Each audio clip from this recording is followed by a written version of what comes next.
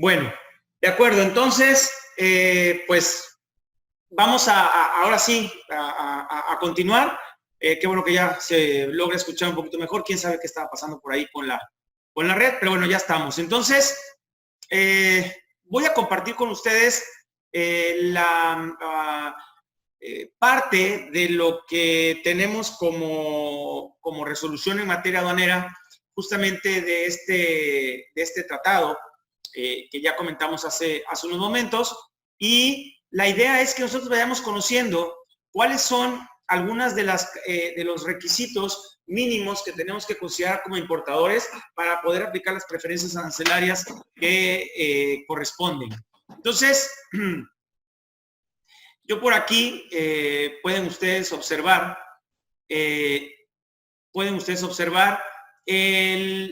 parte de lo que les voy a mandar como material de esta reunión, y es justamente las reglas generales en materia de comercio exterior del TIPAD.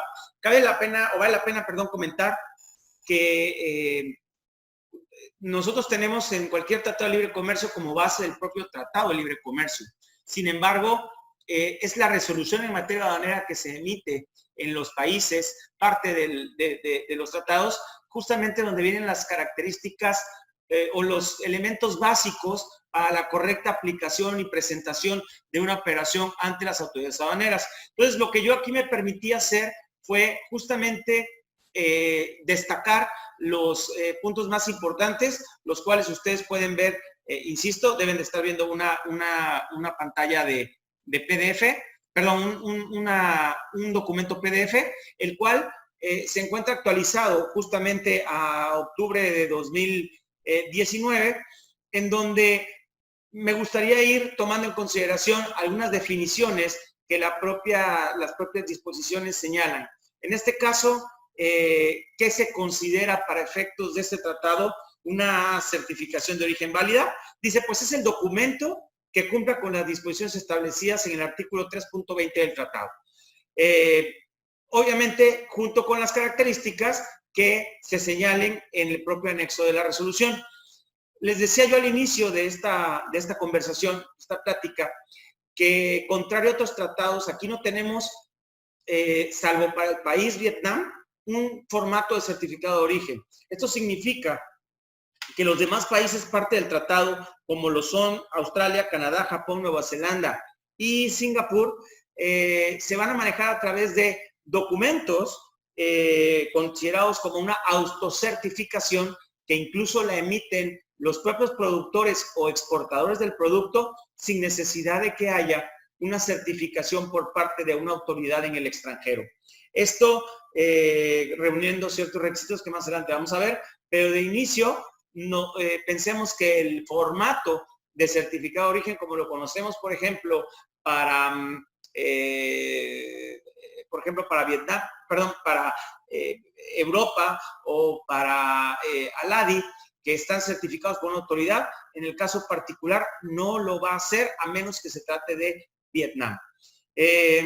Nada más para corroborar que me siguen y que me están escuchando, ¿me puede decir alguien por ahí? Sí, todo en orden, por favor, y yo seguirme, por favor, porque no quiero estar hablando sin que me estén viendo ni que me estén escuchando. Perfecto, gracias. Bueno, entonces, seguimos con el tema. Específicamente, nos vamos a el punto dentro del cual el propio tratado nos dice que para la aplicación de la preferencia arancelaria se va a estar a lo establecido en la tasa aplicable del impuesto final de importación, que para la mercancía originaria de algún país parte del tratado, mismo que ustedes observarán ahí, fue publicado el 30 de noviembre de 2018. Ahí es donde ustedes van a poder encontrar estas mercancías, estas tasas arancelarias de las cuales se pueden acoger en caso de que traigan mercancías originarias, insisto, de los países parte del tratado. Bueno, como en todos los tratados de libre comercio, una de las características de estos para la aplicación de la preferencia arancelaria es que la mercancía tenga que venir directamente de un país que forma parte del tratado.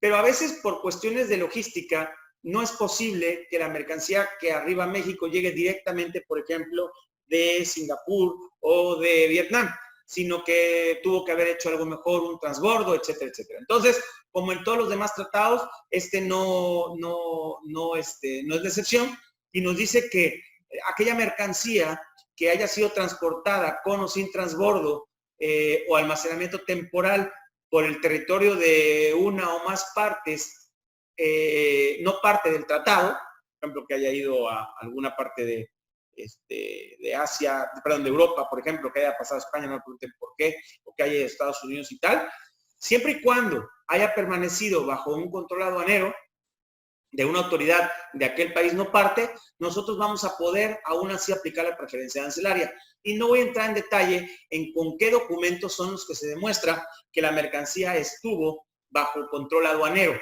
El propio punto 4 tiene varios documentos que aquí se señalan, bajo los cuales ustedes van a poder demostrar que la mercancía estuvo bajo el control aduanero y que no sufrió ningún tipo de alteración que afectara su origen. Inclusive, las reglas generales de comercio exterior 2019 siguen haciendo relación a una regla que justamente nos dice prácticamente una repetición de lo que nos dicen todos los tratados, de con qué documentos se va a acreditar que la mercancía se encontró bajo control aduanero en un país no parte del tratado por obvias razones. Entonces, seguimos con esa misma idea.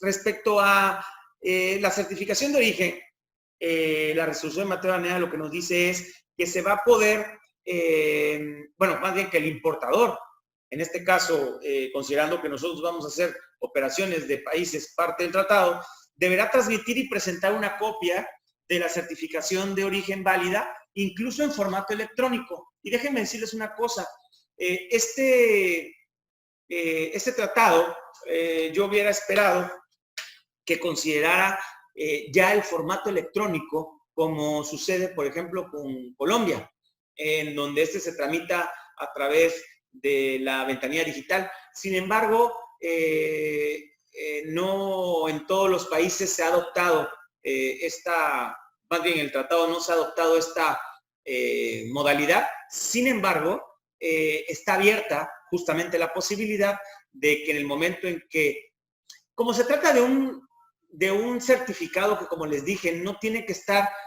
autorizado por la autoridad competente del país de origen, salvo en el caso de Vietnam, pues parecería entonces ocioso el que se tuviera que tramitar un certificado a través de una ventanilla única, o como el caso de Colombia, en donde sí hay una autoridad que lo certifica, puesto que aquí lo puede emitir el propio productor o el propio exportador, como vamos a ver más adelante. Entonces estamos en presencia de un formato electrónico, pero que en realidad es una generación de un formato, me parece yo, adecuadamente dicho, digital, que podría ser pues la elaboración de un documento en un formato PDF, por ejemplo, pero uno tiene que cumplir con algunas características. Claro, vamos a ver más adelante que tiene que venir firmado, etcétera. Quizás si se llegase a convenir un formato electrónico, entonces a lo mejor la firma podría ser electrónica sin necesidad de la firma autógrafa que sí requieren ese tipo de documentos, ¿no? Pero bueno, hasta el momento la experiencia que tengo es con los países con los que se han tenido oportunidad de transaccionar, es que lo emiten una certificación de origen, simplemente la firman autógrafamente y la digitalizan para que a su vez nosotros en México lo digitalicemos como parte del anexo del pedimento. Otro punto importante es el hecho de que la certificación de origen válida va a poder llevar a cabo, va a cubrir un solo embarque, como nos dice aquí, o múltiples embarques de mercancías en cualquier periodo, siempre y cuando este no exceda de 12 meses. Aquí, básicamente, tendríamos que irnos al punto 7, donde nos dice que nuestra mercancía va a tener una validez de 1 año a partir de la fecha de emisión. entonces tiene una cierta relación. Pero tú ese mismo certificado de origen que te ampara la mercancía a enviar a México, por ejemplo, puede ampararte una o varias operaciones. Y siempre y cuando el certificado se encuentre vigente y reuniendo las características que más adelante nos vamos a encontrar. En el caso particular del idioma, que deben contener estos certificaciones de origen, la certificación de origen válida se puede presentar en un idioma distinto al español o al inglés. Perdón, si se presenta en un idioma diferente al español o al inglés, el importador deberá transmitir y presentar una traducción al español. Esto se hace normalmente a través de una traducción simple. ¿A qué me refiero? Que no se requiere de un perito traductor para los efectos aduaneros de la presentación de las certificaciones de origen. Eso sucede en todos los tratados. ¿Cuándo requerimos de un perito autorizado, por ejemplo? Cuando a lo mejor estamos, un perito traductor autorizado. Por ejemplo, cuando estamos a presentar un medio de defensa y un litigio, ahí sí no podemos presentar el certificado de origen así nada más cuando viene un idioma incluso diferente al inglés. Ahí tenemos, diferente al español. Tendría que venir en español. Si no es así, el Código Civil nos dice que tenemos que presentar una traducción al castellano, al español. Entonces ahí es donde se requiere un perito traductor. En este caso no es necesario. Nuestro certificado o nuestra certificación puede estar en idioma español o inglés, y de lo contrario, pues habrá que llevar a cabo la traducción. Una traducción simple. Pero tendrá que ir adicionado o adjuntado a la certificación de origen que seguramente van a dar a conocer a través del pedimento como un e-documento. ¿Ok? El punto 9 solamente determina que cuando un productor certifica en el extranjero que el origen de la mercancía es del país del cual lo está señalando, dicha certificación nos dice que tiene que estar llenada de acuerdo a la información necesaria respecto a que la mercancía es originaria. Yo creo que en muchas ocasiones hemos platicado el hecho de que nosotros confiamos como importadores en que nuestro proveedor en el extranjero nos está dando un certificado de origen con base a la información con la que cuenta, y podrá ser objeto incluso de verificación por parte de las autoridades mexicanas a través de los apoyos que tienen en el extranjero para determinar que el producto sí en verdad era originario, máxime que se trata de un tratado que, como les dije, permite la autocertificación, algo parecido a lo que pasa con Telecán o con NAFTA. De alguna manera la autoridad pues no te valida los datos del documento de origen, y eso a veces pone en cierta manera vulnerable la certeza de que el origen es el cual se está señalando. Con esto les tengo que advertir que al llevar a cabo transacciones con este tipo de países que forman parte del tratado, tendrán que ser muy claros con su proveedor, de decirle, oye, pues tú ya sabes que, y aquí más adelante lo dice, pues a mí me pueden verificar que la mercancía cuente con todas las características necesarias para ser originaria, y que en caso necesario la autoridad puede ir contigo y te puede pedir que le demuestres que en efecto es originaria de aquel país. Porque si no, quienes vamos a tener el problema vamos a ser nosotros aquí en México. Ellos allá, pues a lo mejor van a tener algún tipo de, eventualmente van a tener alguna sanción por haber emitido una certificación de origen que no aplicaba, pero el problema es para nosotros, porque a nosotros nos van a determinar que el origen no era el que se declaró, y por lo tanto nos van a determinar una omisión parcial de contribuciones. ¿Qué es lo que se sugiere? Que en los contratos que ustedes realicen con sus proveedores en el extranjero, de alguna manera los comprometan a que justamente la emisión de los certificados de origen o de las pruebas de origen se harán de conformidad con lo que establece el artículo fulano de tal del Tratado de Libre Comercio 1 o varios, dependiendo los que apliquen, y que serán responsables de cualquier tipo de situación que se presente por la omisión de contribuciones. ¿A qué me refiero? A ver, la autoridad seguramente en México no le vamos a decir, oye, es que aquel así me lo dio y él es el responsable, vele a cobrar a él. No, no va a ser así.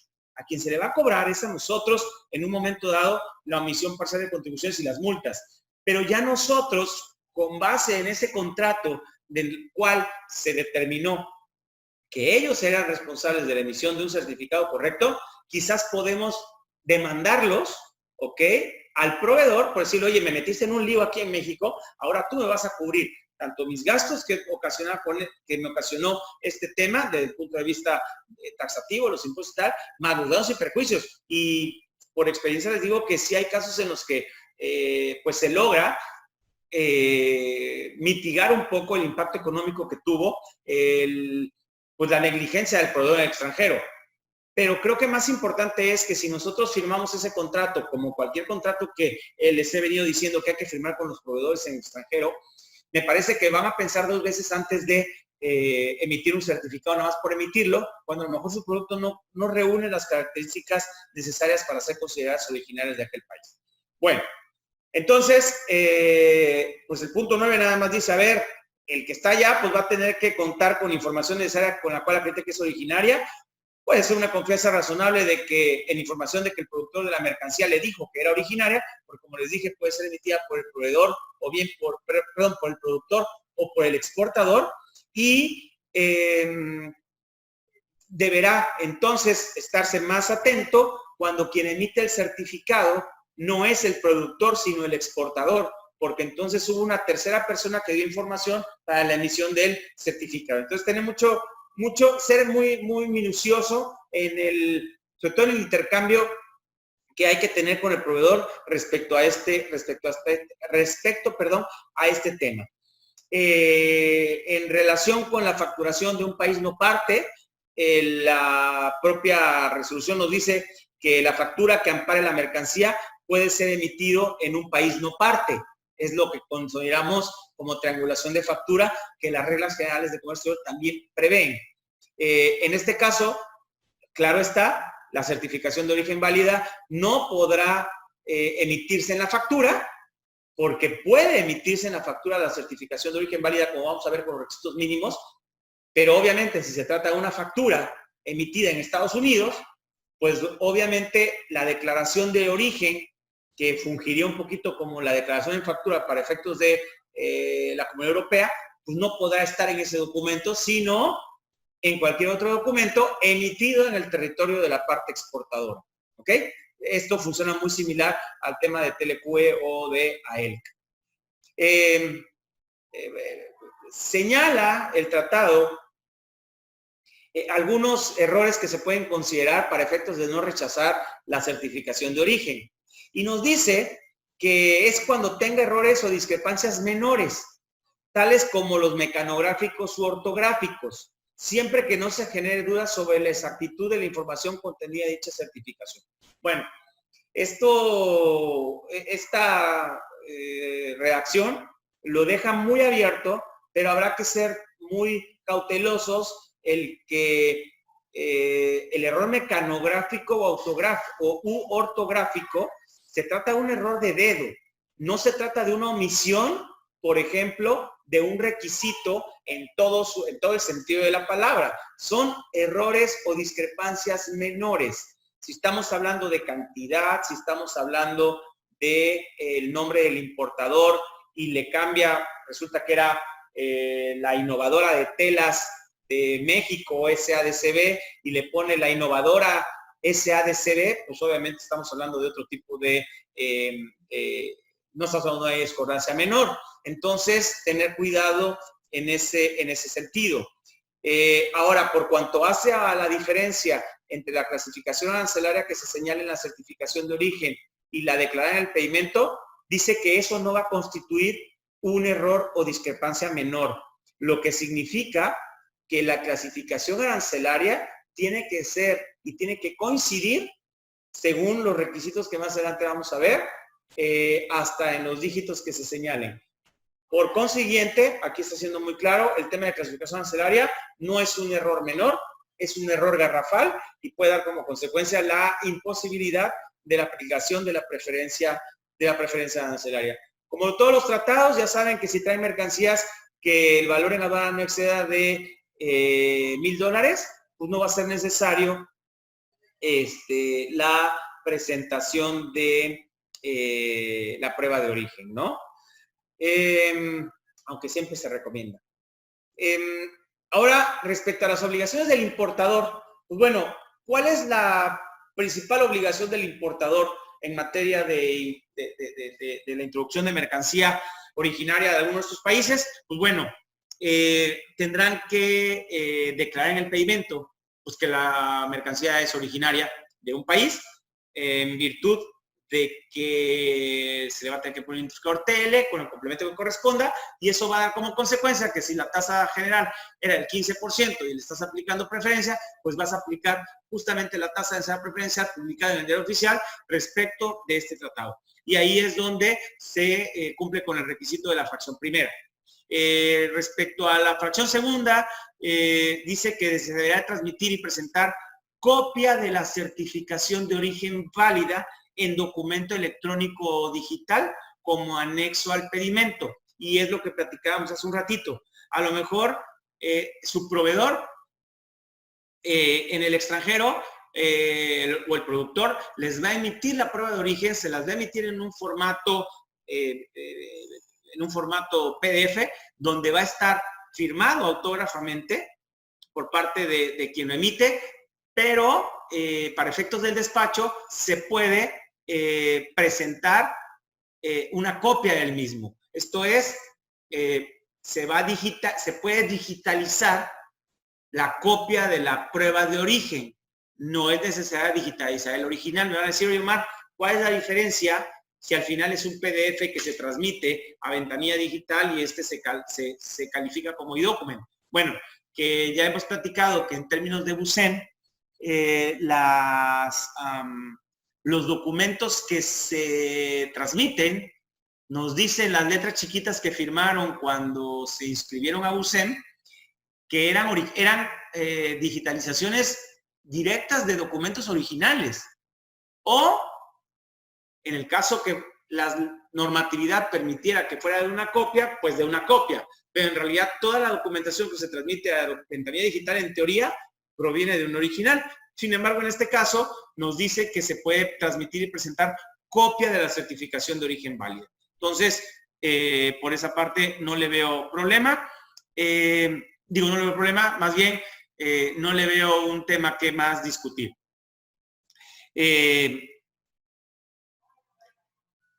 No existe, si se dan cuenta dentro de las obligaciones relativas a la importación, algún lugar donde nos diga que debe de tenerse la certificación de origen en original. No está de más tenerla, aunque en términos del tratado no se requiere. Siempre la recomendación es que las pruebas de origen se tengan en original, sobre todo para el caso de que llegue a haber algún cotejo o algún tipo de ejecución de facultades de comprobación de las autoridades correspondientes. Más adelante simplemente nos dice, oye, si te diste cuenta que no tienes que aplicar la preferencia y no te he cachado, oye, rectifícame y quítate la preferencia y págame la diferencia con actualizaciones y recargos. Básicamente, es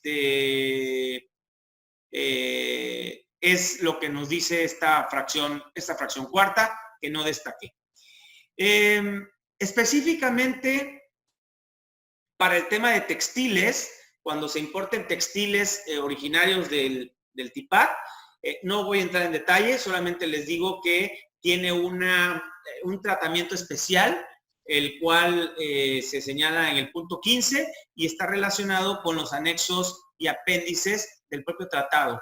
Entonces, ahí nada más les pediría poner una yellow flag en sus operaciones de textiles de conformidad con el TIPAD, que chequen cuando se trate de productos textiles y prendas de vestir, ¿ok? De ahí me voy hasta requisitos para conservar registros. aquí, como en todos los casos sabemos en materia fiscal aduanera, la mercancía se deberá conservar por un plazo que no será menor de 5 años a partir de la fecha siguiente de la importación. Y dice, incluyendo la certificación de origen válida. Y ahí es donde a mí me entra el conflicto. Si bien es cierto, arriba decía que los importadores podían presentar ante la autoridad aduanera una copia de la certificación de origen válida transmitida electrónicamente o presentada, lo cierto es que aquí en el punto 20 te dice que incluyas, bueno, que tendrás que tener la certificación de origen válida, no te dice que en copia. Entonces el razonamiento que yo hago es, bueno, a la autoridad aduanera en el despacho se la puedo presentar en copia, pero de alguna manera yo tendría que conservar el original. Me llama la atención que hay tratados donde te dicen, preséntala a la autoridad en copia, pero guárdate un original tú, o guarda el original tú. Entonces, ante la duda, como les dije hace ratito, mi sugerencia es que ustedes conserven la prueba de origen válida en formato original. ¿Ok?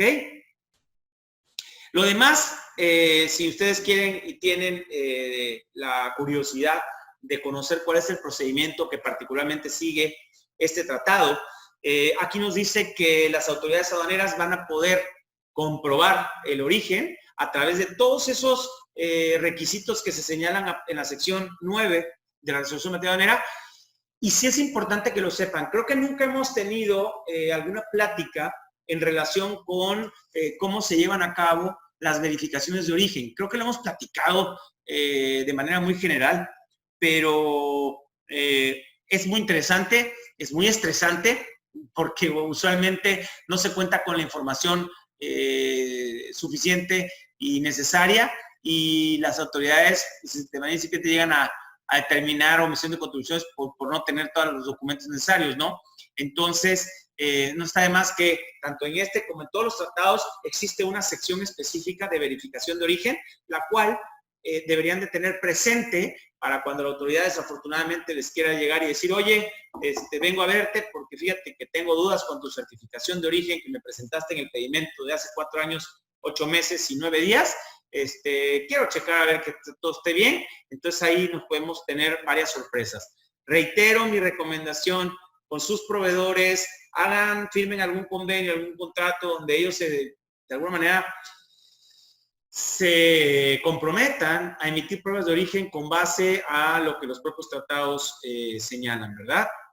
Eso es todo la parte de las certificación de la prueba de origen o la verificación de la prueba de origen.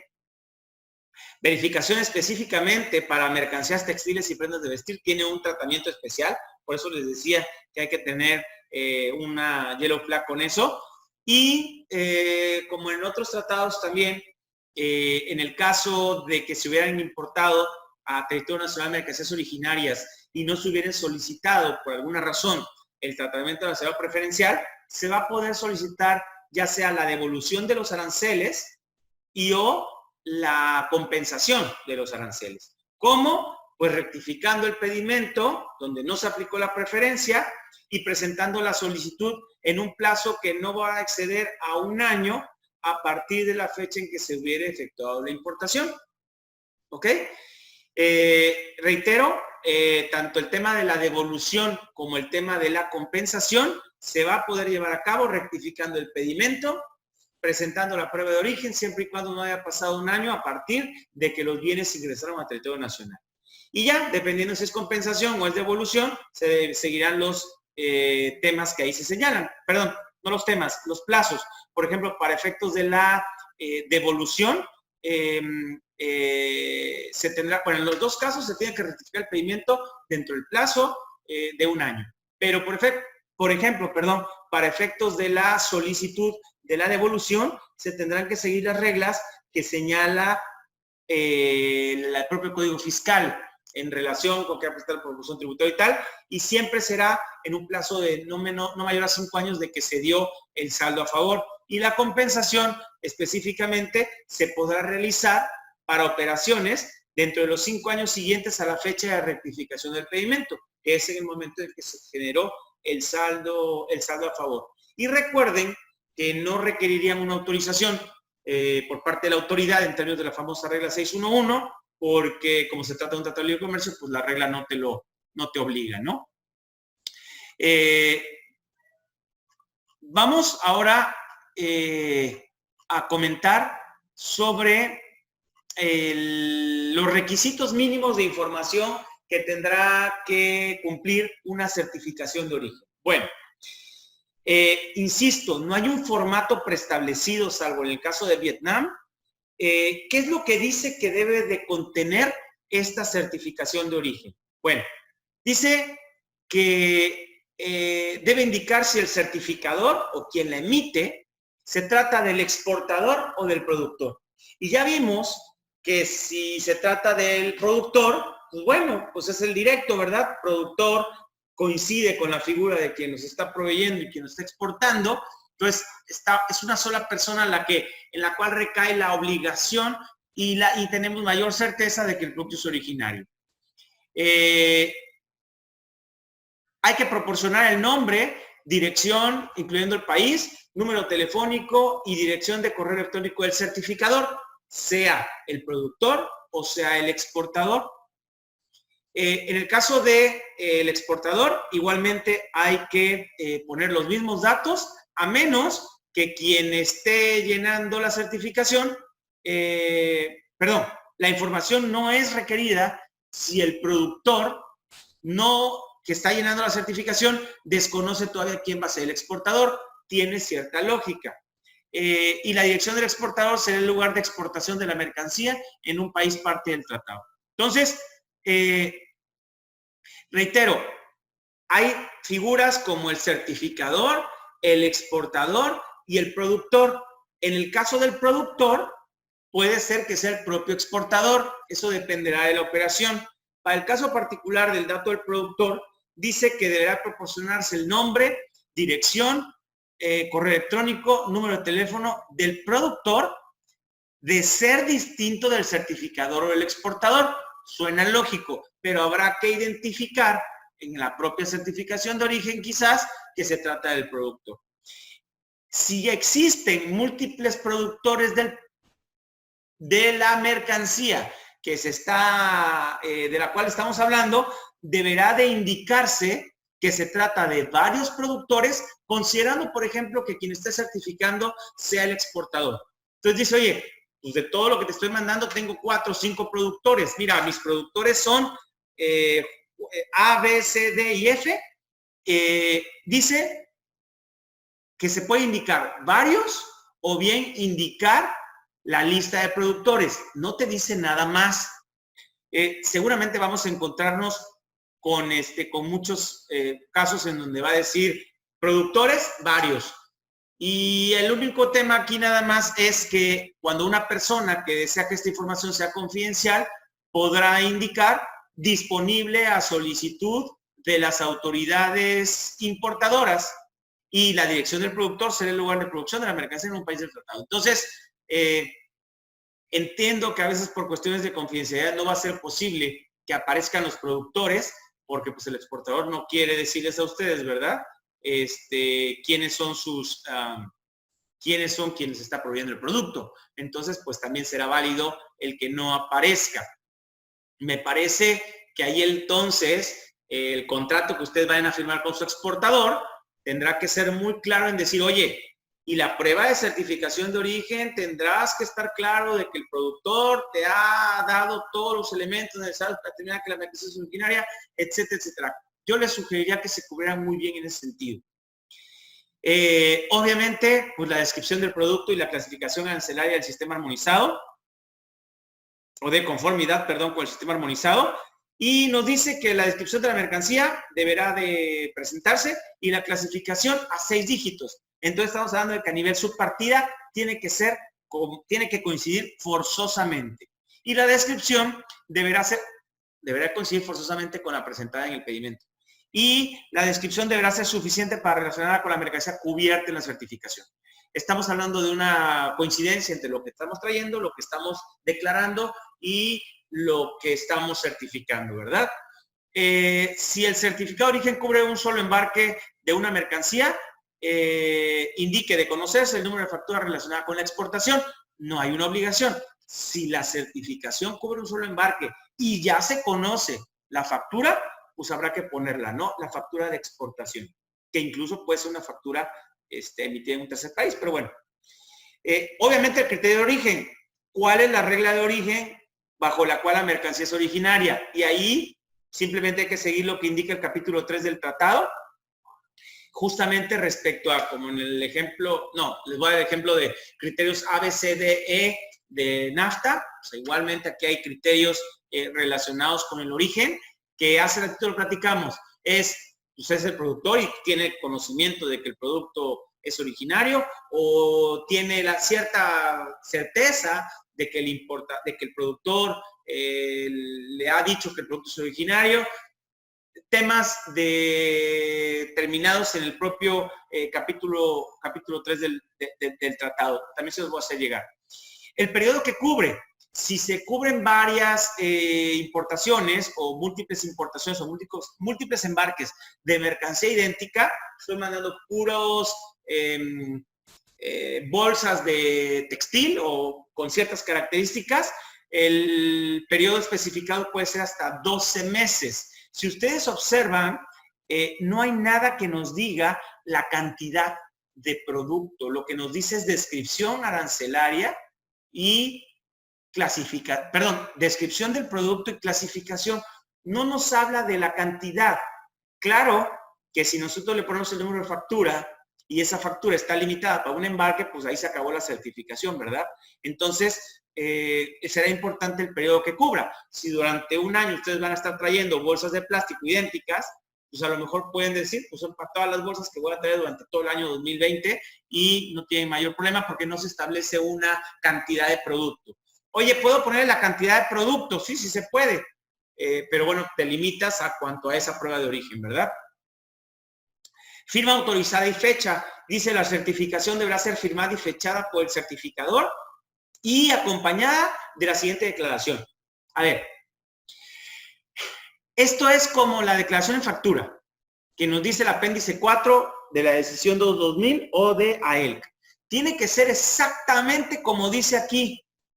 Se los juro, ya me tocó 3 casos, me tocaron de certificaciones en donde la redacción entrecomillada que dice aquí no venía. Lo tuve que regresar. Entonces me decían, pero ¿cómo es posible si dice lo mismo? Pues es que ahí dice que debe ser acompañada de la siguiente declaración. No me dice de la siguiente declaración o análogas de esta. Entonces yo soy muy terco y muy cerrado en algunas cosas, sobre todo cuando creo que puede dar como consecuencia que una autoridad local, a ver, las autoridades locales se van a poder revisar, la verdad, tonteras. Y cuando se pongan a revisar que no decía, no sé, asumo la responsabilidad, pues a lo mejor van a decir, ¿sabes qué? No pasa porque la resolución no te dice eso y va para atrás. ¿Qué necesidad tienen? Entonces, ¿cómo se dice? La certificación tendrá que decir forzosamente toda la letanía y toda la frase que ahí se señala. ¿De acuerdo? Ahora bien, ¿qué pasa con el caso de Vietnam? Bueno, pues en el caso de Vietnam resulta ser que aquí no tenemos una certificación de origen dada por parte de un del propio productor o exportador certificador. Ahí no caminamos por ahí, sino que tenemos que tener este certificado. Este certificado que igual les voy a hacer llegar y que debe de contener o debe de cumplir con todos los requisitos que aquí se señalan, ¿ok? Y deberá de estar autorizado por una autoridad competente en Vietnam. Incluso existe también les voy a hacer llegar, un listado donde pueden ustedes checar las firmas autorizadas, que por un lado salió una circular de CAREM y otra de la Asociación Latinoamericana de Agentes Aduanales, la Confederación, que decía que las listas eran privadas, pero creo que una de las confederaciones sí la publicó. Bueno, el tema es que también ustedes ahí tendrán que, cuando estén tratando con Vietnam, le van a tener que decir, oye, Nada más que la firma sí tiene que ser por parte de un autorizado allá. No me vayas a querer ahí poner un gancho y después vas a meter un problema. Aquí justamente en el punto 12, ustedes pueden observar que viene el tema de la certificación. Es un certificado un poquito más, no sé si complejo, obviamente es mucho más complejo que la propia certificación de origen. Igualmente, se puede presentar en copia, pero hay que contar con el original.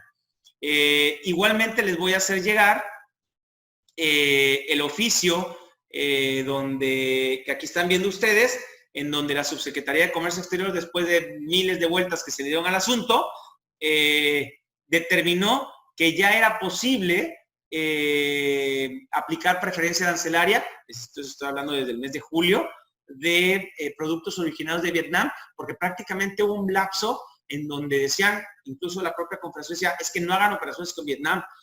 Yo no estaba muy de acuerdo con eso, decía, oye, espérame, yo tengo una prueba de origen en términos de lo que es el tratado y yo puedo presentar una prueba de origen. Obviamente hubo quien lo hizo, quien no lo hizo, quien ahora tuvo que rectificar, etcétera, etcétera. Pero bueno, hoy no tenemos ese problema más.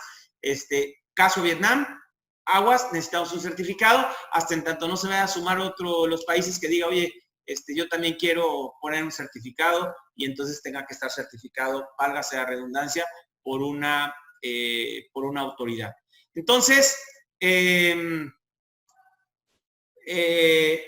eso es, de alguna manera, lo más importante o lo más relevante al respecto de este tratado, por cuanto hace sobre todo a qué tengo que cumplir. Ya el tema de la aplicación de las características para conferirles el origen, que lo tendrá que ver el exportador, productor y o certificador, me parece que no es un tema de discusión. Lo que yo quería era, como es un tratado relativamente nuevo, e insisto, se presentaron varios problemas por el mes de mayo, junio, ya teníamos ese tema desde esas fechas, queríamos darlo a conocer. Obviamente yo les diría que tenemos que leer, creo, les recomiendo y les sugiero que no nomás en este tratado, en cualquier tratado lean ustedes el tema relacionado con verificación de origen. Me parece que es un tema que desafortunadamente existen casos, y lo he vivido, en donde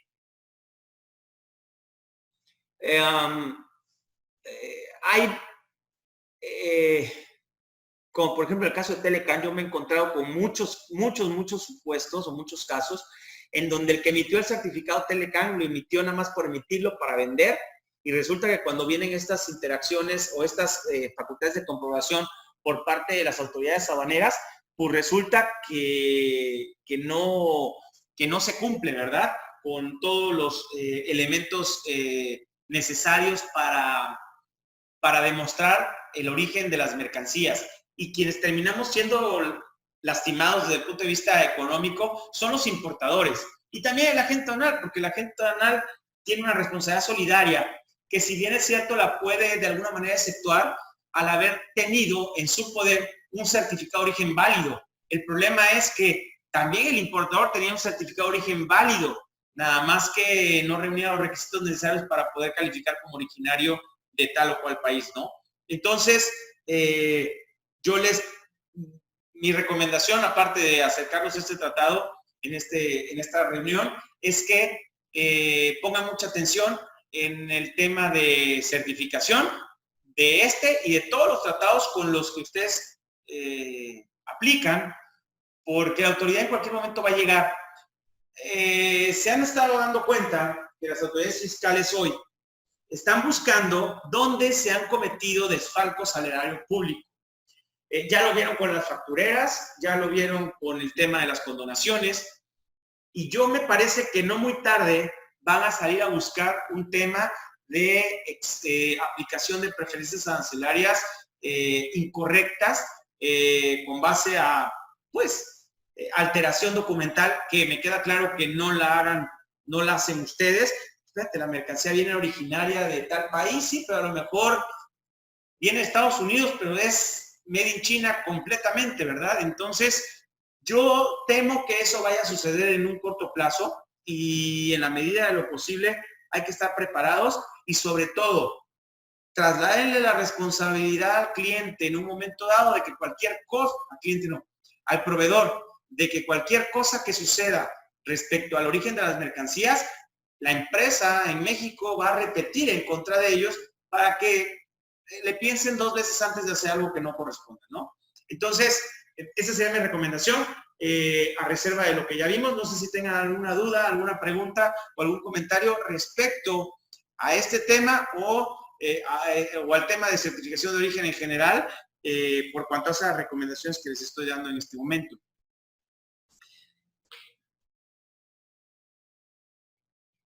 ¿Nada?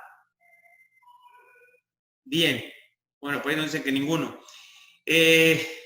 Entramos ya para cerrar el año con algún tema de actualidad. Recuerden ustedes, por ahí se acaba de publicar una modificación a la tarifa por cuanto hace a productos siderúrgicos. Hubo 2 modificaciones por ahí.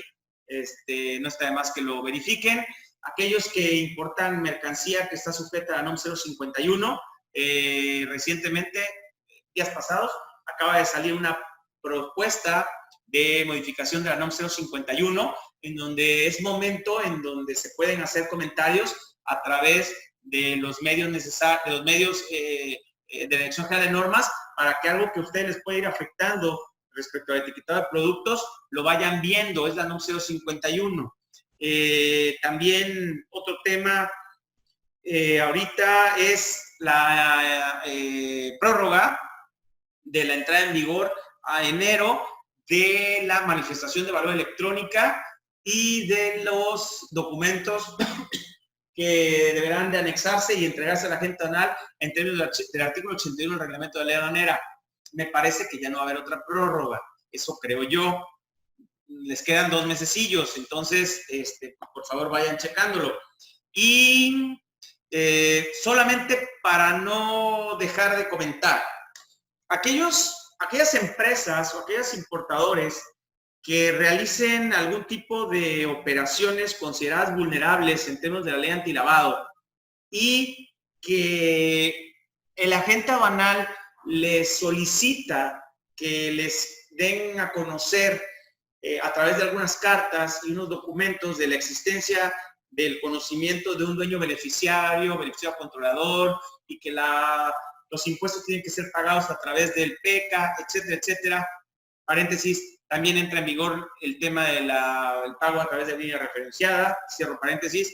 Quiero decirles que cuando los agentes aduanales a ustedes les piden esos requisitos para sus operaciones consideradas vulnerables, como por ejemplo vehículos, obras de arte, material de blindaje, relojes, joyas, etcétera. Recuerden que esa información que ustedes les dan al agente aduanal es porque el agente aduanal es sujeto obligado del cumplimiento de la ley antilavado para los efectos de comercio exterior. ¿Esto qué significa? El agente aduanal es sujeto obligado a solicitarle al cliente, que es el importador o el exportador, de si tiene conocimiento de la existencia del dueño beneficiario, etcétera, etcétera. Y reunir un expediente, dar un aviso, conservarlo y estar pendiente por si la unidad de inteligencia financiera les llega a preguntar algo. Esa es la obligación del agente aduanal, el cual previamente se tuvo que dar de alta en el portal antilavado, etcétera. Pero el hecho de que ahora ustedes vayan a vender vehículos en territorio nacional o vayan a exportar vehículos, por ejemplo, o vayan a vender joyas, cuestiones de obras de arte y todo lo que a lo mejor importaron o exportaron, no porque la gente aduanal cumple, ustedes ya tienen que cumplir. Ustedes también tienen la obligación de cumplir porque ahora ustedes se convierten en sujetos obligados de informar a quién le vendieron, porque esto es una cadenita. Lo que busca la ley antilavado es seguir el rastro del dinero y de la operación. Entonces, aguas con ese tema porque sé que hay quienes no se han dado cuenta de esto. Incluso la semana pasada, acaba de llegar unas invitaciones masivas para que algunas empresas se den de alta en el portal antilavado, puesto que se considera que caen en alguna cuestión de operación vulnerable. Esto a reserva de que al 15 de agosto pasado, ahorita reciente, había la posibilidad de sumarse a un programa de autorregularización para aquellas personas que no se habían dado cuenta que eran objeto de la ley antilavado y tenían que hacerlo. Yo creo que no les fue muy bien en el programa a la autoridad, porque si no, no hubieran mandado estas invitaciones masivas que llegaron recientemente. Y por otro lado, si resulta que a ustedes les llegaron y ustedes no son objeto de la ley antilavado, porque no tienen nada que ver con ninguna de las operaciones consideradas vulnerables, en términos del artículo 17 de la ley antilavado, hay que hacer una aclaración dentro del plazo de 15 días que en general se van a cumplir el día 23, 24 de octubre, según cuando hayan recibido la notificación por buzón tributario. Cúmplanlo, porque esta unidad de inteligencia financiera está pero bastante agresiva y no les va a emitir una facultad de comprobación y les puede pegar ahí feo, sobre todo si en verdad ustedes sí caen en un supuesto de operación vulnerable. No tiene nada que ver con el tema aduanero, tiene que ver nada más para decirles que por el hecho de que la agente aduanal cumpla con solicitarles información y dar avisos como agente aduanal, no significa que están dando aviso en nombre de ustedes. Ustedes tienen la obligación de dar sus avisos o de no dar sus avisos en términos de que ustedes se vuelven sujetos obligados cuando enajenan el producto considerado vulnerable, ¿verdad? Entonces, nada más quería dejar en claro ese punto y nos vemos en próximos días con algún otro tema, si es que no hubiera antes alguna duda o algún comentario por parte de ustedes.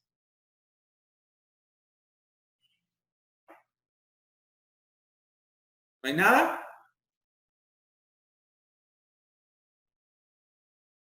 Bueno, pues entonces, sin más, me despido. Nos vemos pronto. Esperen el material que les acabo de comentar el día de mañana. Y cualquier duda, cualquier comentario, como siempre, ya saben que estamos aquí pendientes en resolver lo que podamos resolver. Y si no, pues tratar de, en la medida de lo posible, apoyarnos con sus dudas y comentarios. Muchas gracias y que pasen buenas tardes. Y disculpen el tema técnico ahí, quién sabe qué nos pasó, pero bueno, al final lo logramos sacar. Con una toma más abierta que no